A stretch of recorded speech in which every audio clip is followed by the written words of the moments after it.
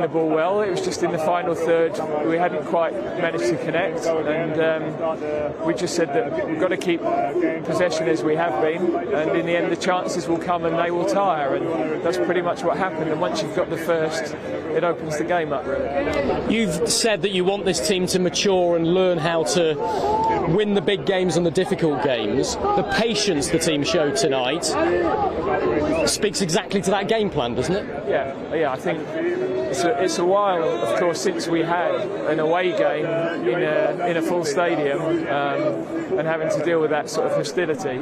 But I thought we showed great maturity. By keeping the ball well, we quietened the crowd in the main, and in the second half, the attacking play was really incisive, and we could have had more. Do you feel you have one foot in the qualification camp? I'm sure you won't be that complacent, but you're now 5 points clear of Hungary, and you're in a very strong position in Group I. Yeah, the game in Warsaw is now key, really. You know, if we can go there and win, then we're pretty much done, I would say. But of course, we've got to get Andorra right on Sunday, make sure that our mentality is right, and it's about maintaining the standards that we've shown this week in the lead into the game and tonight. We've got to do that every time we play.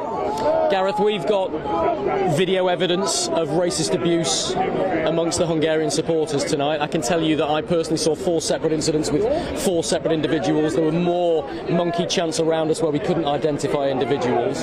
It was sporadic, but it was very clear and obvious. What do you say?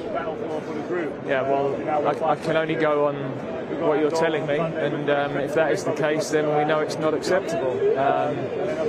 We weren't totally, we weren't conscious of it on the side, and I don't know whether the players on the pitch were. But I think everybody knows what we've spoken about for 2-3 years. You know, they know what we stand for as a team. And we have to hope that we can continue to eradicate racism from not only football but from life in general. You were very correct in the way you spoke before the game, not to preempt anything and predict any trouble that might happen. It has now happened, and I can tell you that one of the incidents involved Jude Bellingham right in front of us, a teenager who's still learning his way in the game, and he responded by smiling and waving at the crowd. That speaks volumes of the type of man he is, but the type of player that you want in the face of such horrific abuses, doesn't it? It does, but he shouldn't have to suffer that, frankly. So it's fantastic from him that he's shown that maturity, and I know that our security guys have spoken to him since the game just to get his account of that. But we don't want to see it. Everybody knows that it's not acceptable.